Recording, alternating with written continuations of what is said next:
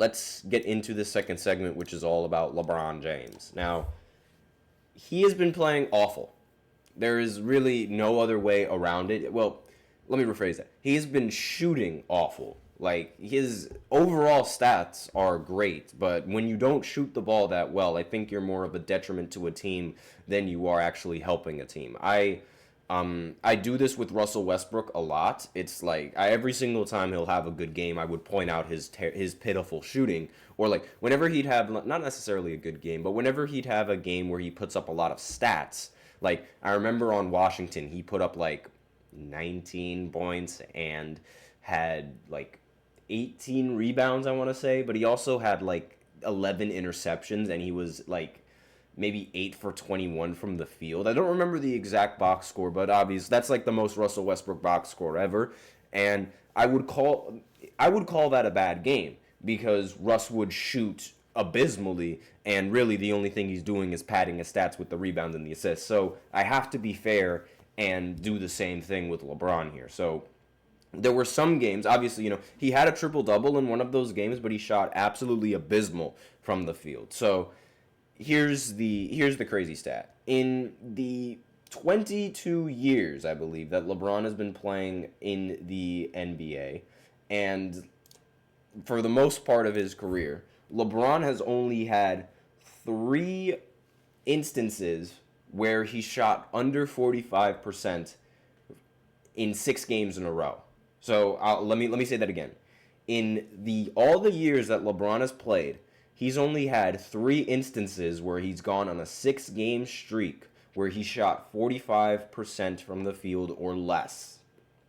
That is very inefficient. That it's 6 games in a row. And it should be pointed out that 2 of those times where he went on this similar shooting slump were when he was a rookie and just entering into the NBA. And so the first instance was in the 2003-2004 season, where LeBron had a 6-game streak of shooting under 45% in April 2004, and he had a 12-game streak of shooting under 45% from December all the way up to January. So that was the only time where LeBron had a shooting stretch this bad up until now. And he's never, ever had a shooting stretch this bad since his rookie season, which started as an 18-year-old straight out of high school. Like, it makes sense for him to have those shooting woes afterwards, after, like, literally directly after high school. It makes total sense. But this does not make sense. This is a very, very bad stretch for LeBron. And in the last 4 games, I believe, LeBron has been unable to make a single three-pointer, which, again, that is also very bad because it's like, where on earth did your shooting go? What happened, right? And again, in these last 4 games, he's been absolutely abysmal shooting the three-pointer. So against the Spurs, LeBron's stats, they look like this: 16 points, 11 assists, 10 rebounds. That sounds good. That sounds great. But when you look at the shooting, he went 8 for 18 from the field and 0 for 2 from 3.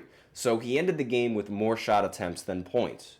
Like, that's not good. In my opinion, that's not good. You can do a lot of the other things for the team, but when you're shooting that bad, that is not good. Then in the next game against OKC, he ended with 12, 6, and 8. Again, not a good stat line. Another game where he took more shots than points scored. 5 for 13, 0 for 4 from 3 with 12 points. So that was also bad. Now, the game where the Lakers beat the Jazz on kind of a fluky game, because for some reason the Jazz, they decided to call a timeout when Colin Sexton literally was about to drive to the basket and win the game, and it ultimately allowed the Lakers to win it in the end. LeBron ended with 27, 14, and 5. That sounds good, right? Until you look at the shooting, where he took 28 shots and he made 12 of them. So that's another game where he ended with more field goal attempts than points scored, and he shot 0 for 9 from 3, which was disgusting. And now in the most recent game, where the Lakers got destroyed 109-80 to the Timberwolves, he ended the game with 10 points, 4 assists, and 8 rebounds. And he then shot 4 for 16 from the field and 0 for 4 from 3. Another game where he ended with more shot attempts than points scored. This is historically bad shooting coming in from LeBron. And it makes me think that this might be the decline of LeBron that everybody was waiting for and that everybody thought was going to happen 6 years ago. Now it's happening here. And it could not be at any worse time than right now. This is usually the time where the Lakers get called a mediocre team when LeBron gets these washed accusations. But now it's not even like he can defend those washed accusations with how he's been playing. He's been absolutely terrible shooting the three. It's 0 for 24 is unacceptable. It doesn't matter how old you are. It doesn't matter how young you are. 0 for 24 from 3 is simply unacceptable. And these kinds of efficiency woes is something that the Lakers absolutely do not need coming from LeBron. LeBron is, at the very least, their second best player on the roster. Right now, it seems like he is not even the third best player on the roster with how he's been shooting. But Anthony Davis is on a little bit of a slump, so it's all expected on LeBron to be able to perform this well, and he's just not able to do so recently. And I don't know what on earth is going on, but this is really, really bad. And this could be the decline that a lot of people sort of began to expect coming in from LeBron, because it's we've never seen LeBron shoot this bad before. And the last time he did it was when he was a rookie. So is the decline coming? It seems like it might be. He's already said that there isn't much that he has left in the tank. So I'm a little bit worried that this might be the final season for LeBron, depending on how it goes. Either that or he's just doing his best Bronny impersonation with these games. But this is really bad. This is really, really, really bad for LeBron, and no one is really going to forget about this because it is LeBron. I doubt people are going to forget about him shooting this bad. But aside from that, all I can really say now is to enjoy LeBron for the time that we have, because LeBron is not going to be in the NBA forever. And we're starting to finally see a decline coming in from his game. Not that I like that we're seeing a decline, but again, it's everyone sort of expected him to decline at least 6 years ago at the very least. And the fact that he's been able to even play in this league at such a high level for this long, it really does say a lot. But this is just not ideal. It also doesn't help that LeBron is committed to playing all 82 games in this season, which he has not done, by the way.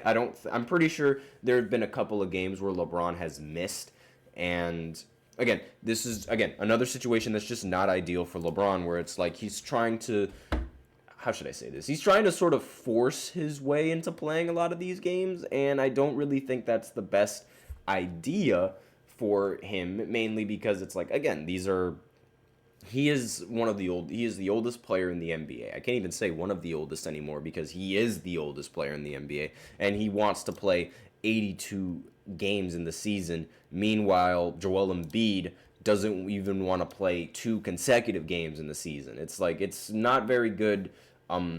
It's not a very good situation to be in if you're the Lakers right now, just based off of this shooting. It's been really, really, really bad.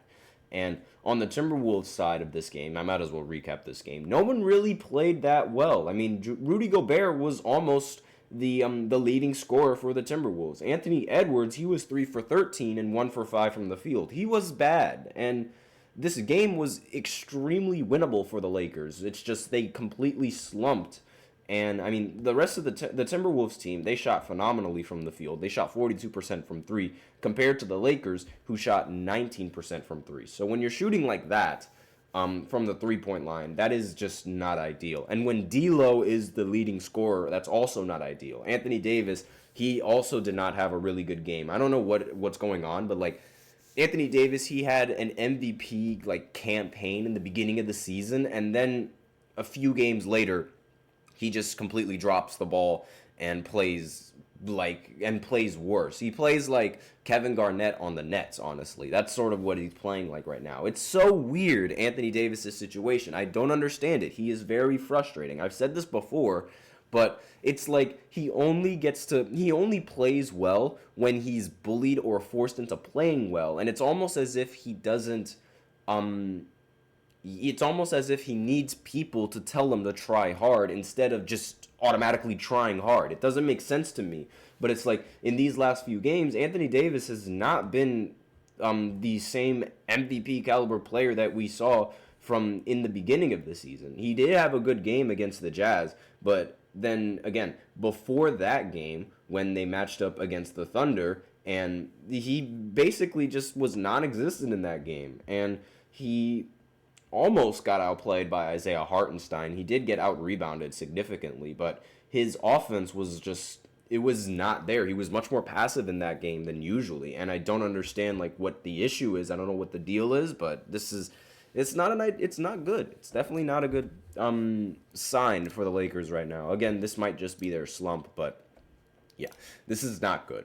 So that's all that I really have to say in this second segment. I mean, like, LeBron is playing like really bad. He's shooting really bad. So I'm not entirely sure how long this streak is going to continue, but they cannot have this continue any longer. This is like, you have to not do that. So that's all that I have in the second segment. So now we're going into the third segment where I talk about some NFL news. There's a couple of things that I want to talk about in the segment. Just give a little bit of an update on, like, you know, situations going on and team drama, things like that. So I'll be right back after this short break, so be sure to stay tuned. Looking for your daily fix of sports talk without having to pay for it? GSMC Sports Network is available on YouTube. Just search GSMC Sports Network. Get your fix of daily sports talk shows on YouTube, absolutely free. NFL, college football, NBA, MLB, MMA, UFC, fantasy football, and so much more. GSMC Sports Network has shows running all day long, with new sports shows starting every 2 hours. Just like on your favorite cable sports channel, except GSMC Sports Network is absolutely free. Just search GSMC Sports Network on YouTube to catch one of your new favorite shows, like the GSMC College Football Podcast, Chip Shot Football Podcast, Hoops and Heels Women's Sports Podcast, GSMC Basketball Podcast, and so many more. Check it out for yourself. GSMC Sports Network, now available on YouTube absolutely free. Search GSMC Sports Network on YouTube right now.